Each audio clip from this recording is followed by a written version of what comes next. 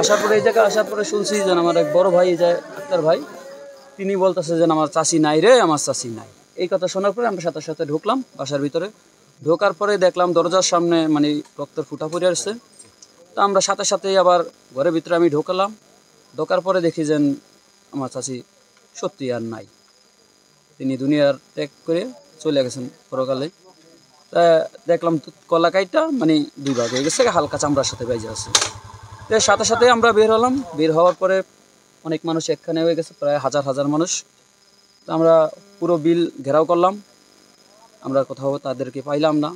তো আমরা জানতে পারছি যে এই ভিটায় আমাদের পাশে একটা ভিটা আছে, ওই ভিটার ভিতরে এক জোড়া জুতা পাওয়া গেছে, আর চারিদিকে রক্ত ছিটা ছিটা আছে। এখন প্রশাসন আসছে, আবার মাদারীপুর থেকে সিআইডি আসতেছে, তাদের কার্যক্রম যা করার তারা করবে ইনশাল্লাহ। আল্লাহর কাছে একটাই দাবি, যে এই কাজটা করছে, নির্মম হত্যাটা করছে, তার সঠিক বিচার হবে, তিনি ধরা পড়বে এবং সঠিক বিচার হবে, তার ফাঁসি চাই।